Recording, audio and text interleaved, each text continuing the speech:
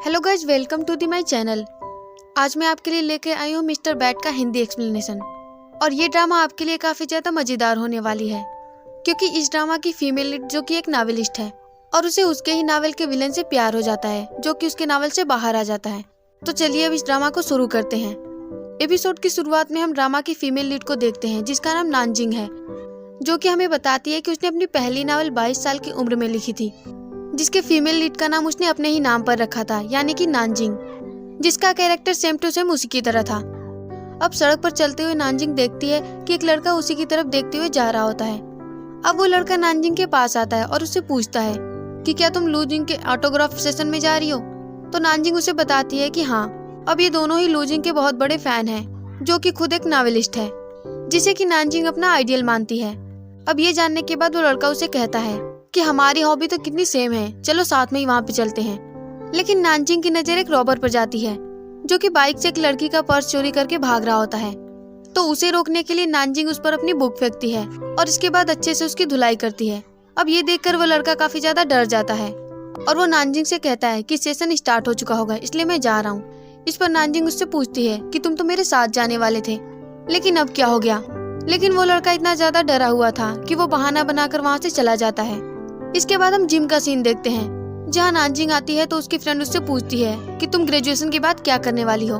तो नानजिंग उसे बताती है कि वो लूजिंग की कंपनी में इंटरव्यू देने जा रही है। अब लूजिंग का नाम सुनकर उसकी फ्रेंड बहुत ही ज्यादा एक्साइटेड हो जाती है और उसे कहती है कि तुम तो बहुत ही ज्यादा लकी हो, जो कि अपने आइडियल के साथ काम करने वाली हो। अब उनकी बातें उनके पास वाला एक लड़का सुन रहा होता है, जो कि नानजिंग से बोलता है कि तुमने तो अभी अभी ग्रेजुएशन कंप्लीट किया है और तुम्हें तो काम करने का कोई एक्सपीरियंस भी नहीं है, तो फिर तुम काम कैसे करोगी। तो नानजिंग उसे कॉन्फिडेंट होकर कहती है कि मैं पूरी कोशिश करूंगी। अब हम नानजिंग को उसके घर पे देखते हैं, जहाँ की सिर्फ वो और उसकी मॉम रहती थी। अब नानजिंग अपना लैपटॉप खोलती है और वहाँ पर कमेंट पढ़ने लगती है, जहाँ किसी ने कमेंट में लिखा था कि तुमने इस नावल के फीमेल लीड का नाम अपने नाम पर रखा है और मेल लीड का नाम लूजिंग रखा है, तो तुम्हें क्या लगता है कि तुम लूजिंग को डेट कर सकती हो। तो नानजिंग रिप्लाई करती है कि ये तो बस एक नावल है जिसे कि मैंने फन के लिए लिखा है, तो तुम लोग इसे इतना सीरियसली मत लो।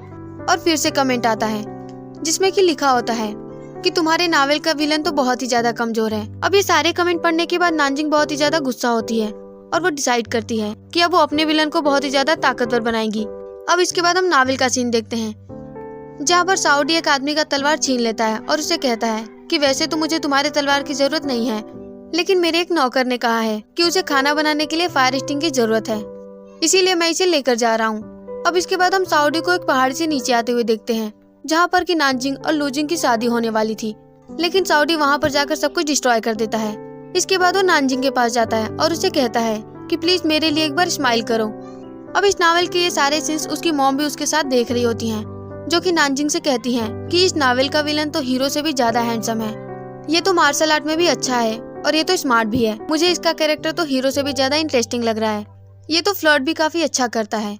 अब ये सुनकर नानजिंग अपनी मॉम से कहती है कि हाँ मॉम, लेकिन ये कि विलन है। उसकी मॉम वहाँ से अपना काम करने के लिए जा रही होती है, लेकिन पीछे मुड़कर नानजिंग से कहती हैं कि तुम भी मेरी मदद के लिए आओ, लेकिन नानजिंग उन्हें मना कर देती है। अगले सीन में हम एक गार्ड फाउंटेन को देखते हैं, जहाँ पे लोग सिक्के को पानी में फेंक कर अपना विश मांगते हैं, लेकिन वहाँ एक आदमी वेट कर रहा होता है, जो कि लोगों के जाने के बाद पानी में से सिक्का निकाल लेता है। तो नानजिंग भी वहाँ जाकर विश मांगती है कि वो कल के इंटरव्यू में पास हो जाए, जिससे कि वो लूजिंग के साथ काम कर पाए। और तभी वो आदमी नानजिंग से कहता है कि अगर तुम कोई विश मांग रही हो तो जो सिक्का तुमने गले में पहना है तुम उसे पानी में फेंक दो।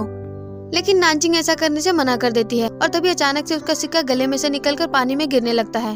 ये देखकर नानजिंग उसे रोकने की कोशिश करती है, लेकिन वो फेल हो जाती है। लेकिन उसका सिक्का पानी में जाते ही एक ह्यूमन बन जाता है, जो कि कोई और नहीं बल्कि साउडी होता है। अब नानजिंग अपना सिक्का ढूंढने के लिए पानी के अंदर जाती है, तो वो साउडी को देखती है और उसे देखकर वो सोचने लगती है कि भला ये कौन है। अब इसके बाद हम देखते हैं कि नानजिंग पानी से बाहर आ चुकी होती है और उसे लगता है कि अब तक उसने जो भी देखा वो एक सपना था। लेकिन तभी उसकी नजर नीचे जाती है तो वो साउडी को बेहोश पाती है। साउडी को देखकर नानजिंग डर जाती है और फिर से सोच में पड़ जाती है कि क्या मैं अभी भी सपना देख रही हूँ। इसके बाद नानजिंग साउडी को उठाने की कोशिश करती है, लेकिन साउडी नहीं उठता है। तो नानजिंग उसे हॉस्पिटल ले जाने का डिसाइड करती है और जैसे ही वो रास्ते में जा रही होती है तो वो खुद से कहती है कि ऐसा तो सिर्फ नॉवेल में होता है कि एक हैंडसम बंदा जिसने की हिस्ट्रिकल आउटफिट पहना हुआ है उसे फीमेल लीड बचाने की कोशिश करती है और मेल लीड को पहली नजर में उससे प्यार हो जाता है। तभी साउडी को भी होश आ जाता है और वो सोचने लगता है कि वो यहाँ कैसे आ गया। अब ये देखकर नानजिंग उससे पूछती है कि भला तुम्हें होश कब आया। तो साउडी उसे कहता है कि जब तुम कह रही थी कि मुझे तुमसे पहली नजर में प्यार हो जाएगा। ये सुनकर नानजिंग उसे कहती है कि तुमने मुझे बताया क्यों नहीं। ये कहकर नानजिंग वहाँ से जाने लगती है, लेकिन साउडी उसे पकड़कर खींच लेता है और उसे कहता है कि तुम चाहती हो कि मुझे तुमसे पहली नजर में प्यार हो जाए। ये सुनकर नानजिंग उसे धक्का देकर दूर होती है और उसे अपना नाम बताती है। तो उसका नाम सुनकर साउडी सोचता है कि ये नाम तो मैंने पहले भी सुना है, लेकिन इस लड़की ने कैसी ड्रेस पहन रखी है, मुझे तो इससे दूर रहना चाहिए। अब नानजिंग उसे ये भी बताती है कि उसने उसकी जान बचाई है। तो साउडी को उस पर भरोसा नहीं होता है। तो नानजिंग उसे उस लेक के पास ले जाती है, जिसे देखकर साउडी उसे कहता है कि तुम मुझे ये कहना चाहती हो कि मैं इतने से पानी में डूब गया, और मान लो कि मैं डूबा भी था तो मेरे बाल और कपड़े गीले क्यों नहीं है। तभी नानजिंग को अपना सिक्का याद आता है और वो लेक में झांकने लगती है, लेकिन वो सिक्का तो साउडी के पास था। अब नानजिंग उससे अपना सिक्का मांगती है। तो साउडी उससे कहता है कि तुम्हारे पास क्या सबूत है कि ये सिक्का तुम्हारा है। तो इस पर नानजिंग उसे कहती है कि एक तो मैं तुम्हारी हेल्प कर रही थी और ऊपर से तुम मुझे मेरा सिक्का भी नहीं दे रहे हो। अब साउडी उसे कहता है कि ठीक है, मैं तुम्हें तुम्हारा सिक्का दे दूंगा, लेकिन तुम्हें मेरे सवालों का जवाब देना होगा। तो नानजिंग उसे कहती है कि तुम इतनी रात को ये ऐतिहासिक कॉस्ट्यूम पहनकर मुझे डराने की कोशिश कर रहे हो ना। इस पर साउडी उसे कहता है कि तुम मुझे बताओ, तुमने ये कैसे कपड़े पहन रखे हैं।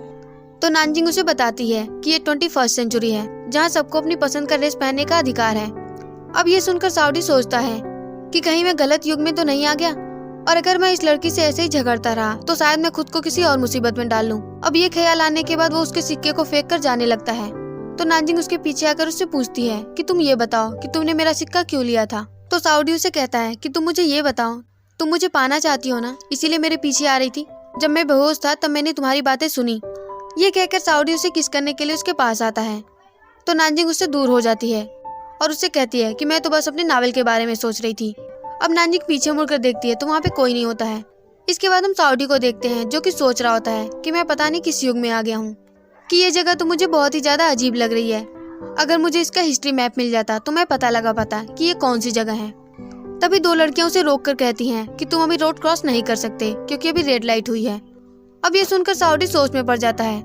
इसके बाद साउडी एक आदमी को देखता है जो कि किसी से फोन पर बात कर रहा था। तो साउडी को लगता है कि वो आदमी पागल हो गया है, जो अकेले में ही बातें कर रहा है। अब वो दोनों लड़कियां साउडी को कहती हैं कि तुम हिस्ट्री बुक की बात कर रहे थे ना, तो ये लाइब्रेरी है, यहाँ पे तुम्हें सारी बुक्स मिल जाएगी, लेकिन रात हो गई है इसलिए लाइब्रेरी बंद है, तो तुम कल आ जाना। अब वो लड़कियां उसकी तारीफ करती हैं और उसके साथ सेल्फी लेने की परमिशन मांगती हैं, लेकिन साउडी को समझ नहीं आता कि सेल्फी क्या होती है, लेकिन फिर भी वो परमिशन दे देता है। अब वो दोनों लड़कियां उसके साथ सेल्फी लेती हैं, तो साउडी भी उनके जैसा ही पोज करता है। अब उन दोनों लड़कियों के जाने के बाद साउडी उस लाइब्रेरी में एंटर कर जाता है। इसके बाद हम नानजिंग को उसके घर पे देखते हैं, जिससे कि उसकी मॉम पूछती हैं कि तुम इतनी देर रात तक कहाँ थी। तो नानजिंग उन्हें बोलती है कि वो बहुत ही रूड लड़का था, अगर वो मुझे दोबारा मिल जाए तो मैं उसे छोड़ूंगी नहीं।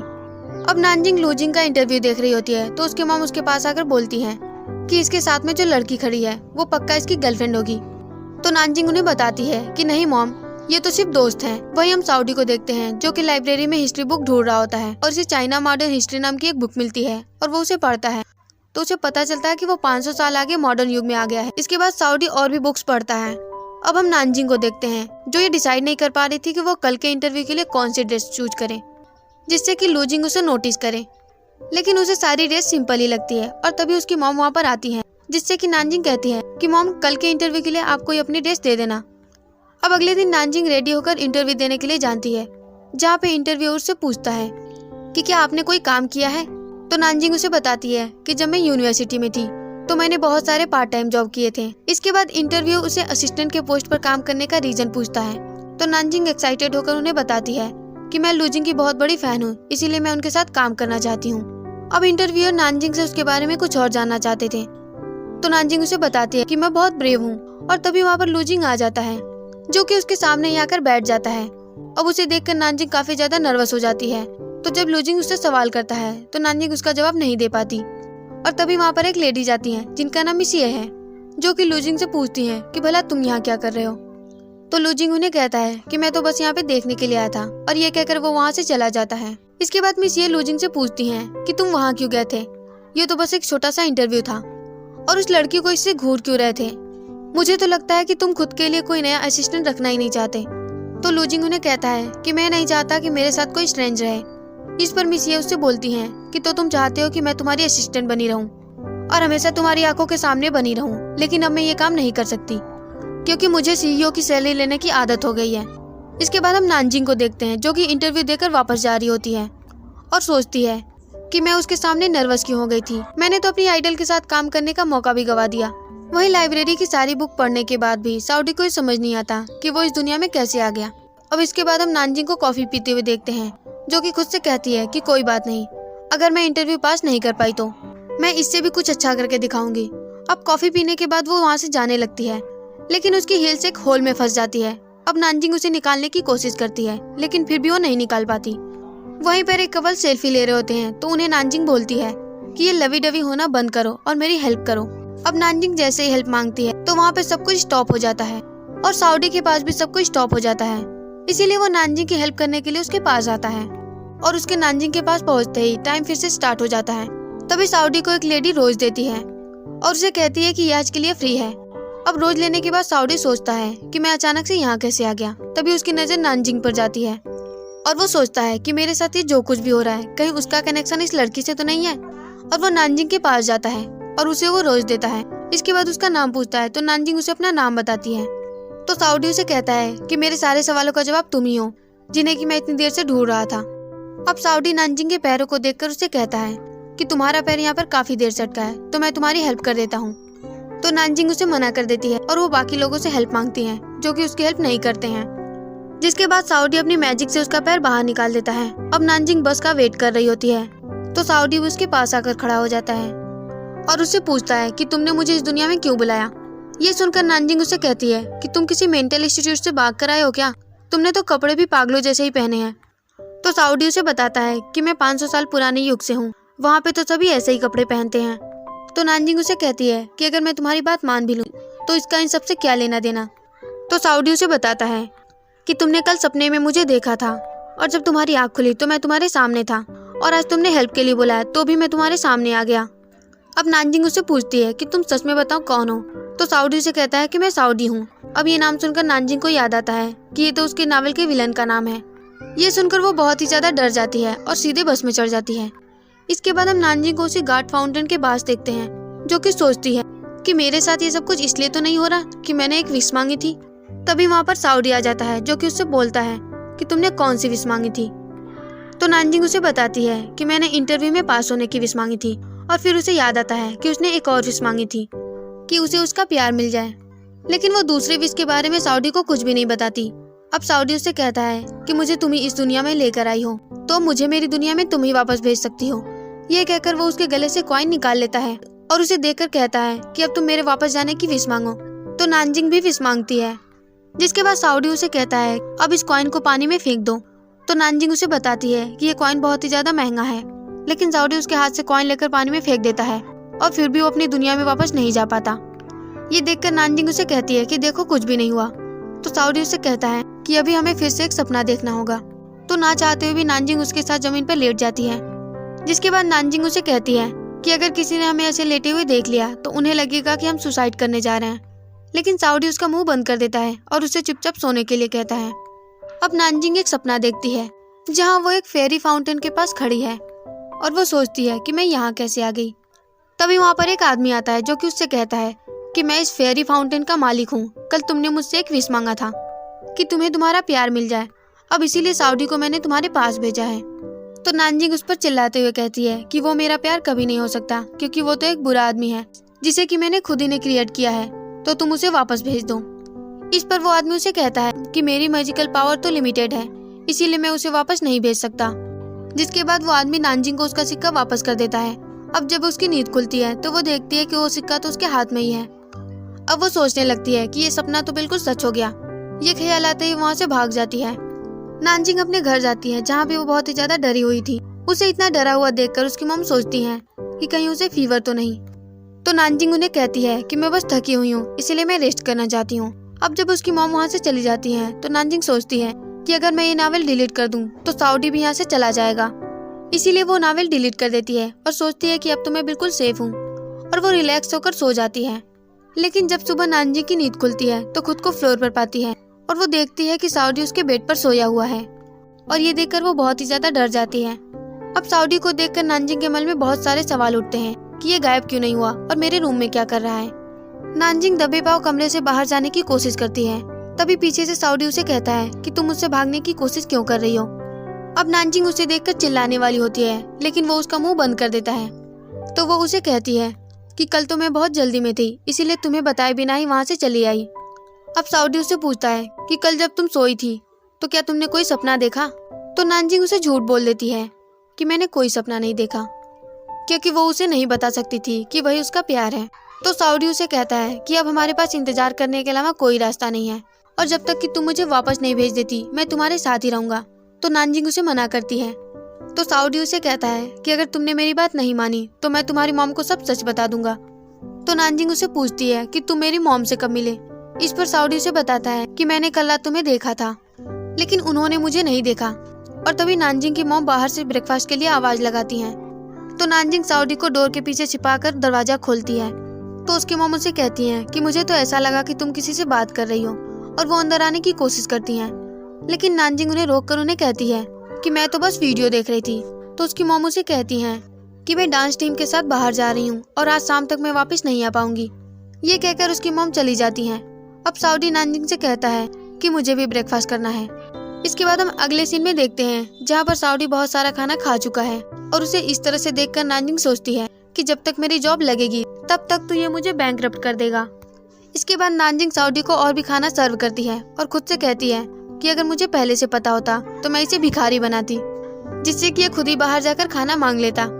लेकिन उसकी बातें साउडी सुन लेता है और उससे कहता है कि मैंने खाना खा लिया है, अब बचा हुआ तुम खा लेना।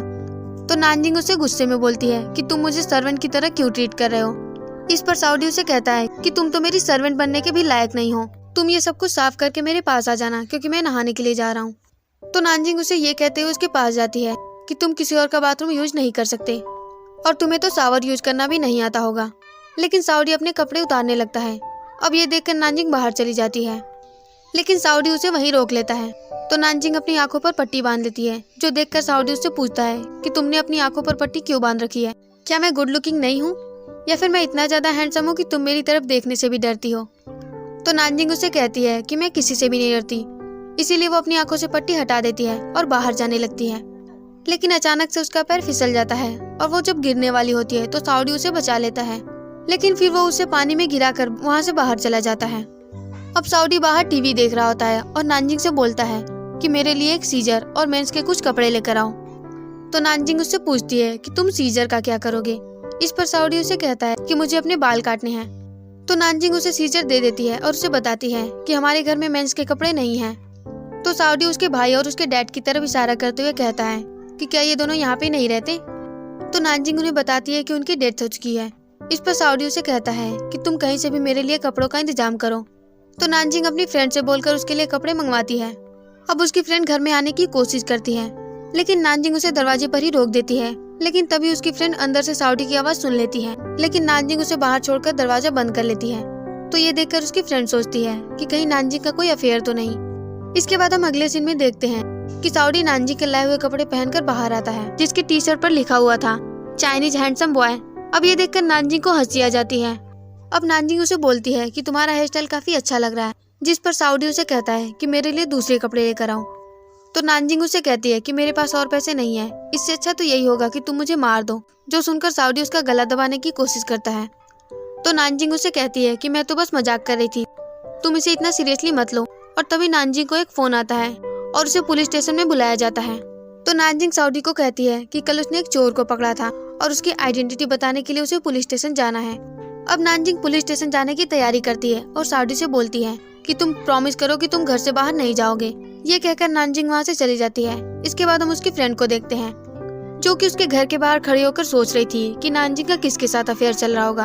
और तभी उसकी नजर साउडी पर जाती है, जो कि अपने लिए दूसरे कपड़े खरीदने के लिए बाहर जा रहा था। तो उसकी फ्रेंड उसका पीछा करने लगती है। अब साउडी पैसों से भरा हुआ एक बैग लेकर मॉल पहुंच जाता है और उसका पीछा करते हुए नानजिंग की फ्रेंड भी आ जाती है। साउडी वहाँ पर अपने लिए बहुत सारे कपड़े पसंद कर लेता है और एक आउटफिट को पहनकर भी देखता है, जिसके बाद सेल्स गर्ल उससे पूछती है कि सर आपने कौन से कपड़े पसंद किए हैं। तो साउडी उसे बताता है कि सारे ही पैक कर दो। और ये कहने के बाद वो उसे पैसों से भरा हुआ एक बैग देता है और उसे कहता है कि तुम्हें जितने चाहिए तुम उतने ले लो। अब हम नानजिंग को देखते हैं, जो कि पुलिस स्टेशन से घर वापस जा रही होती है। और तभी वो चोर उसे देख लेता है जिसे कि नानजिंग ने कल पकड़ा था और वो उसका पीछा करने लगता है। वहीं नानजिंग के पास उस कंपनी का फोन आता है जहाँ की वो कल इंटरव्यू के लिए गई थी और वो लोग उसे बताते हैं कि उसने इंटरव्यू पास कर लिया है। अब ये सुनने के बाद नानजिंग बहुत ही ज्यादा खुश होती है, लेकिन तभी उसके सामने वो चोर और उसके साथी आ जाते हैं। तो ये देखकर नानजिंग भागने लगती है और उसके साथ फाइट भी करती है, लेकिन तभी वहाँ पर आग लग जाती है जिसे कि देखकर नानजिंग बहुत डर जाती है और वो हेल्प के लिए चिल्लाती है। और अचानक से वहाँ उसे बचाने के लिए साउडी आ जाता है और हमारा एपिसोड यहीं पे खत्म हो जाता है। तो गाइस, ये था आज का वीडियो। आई होप आपको ये वीडियो पसंद आया होगा। तो वीडियो को लाइक और चैनल को सब्सक्राइब जरूर कीजिएगा। फिर मिलेंगे अगले एपिसोड में, तब तक के लिए बाय बाय।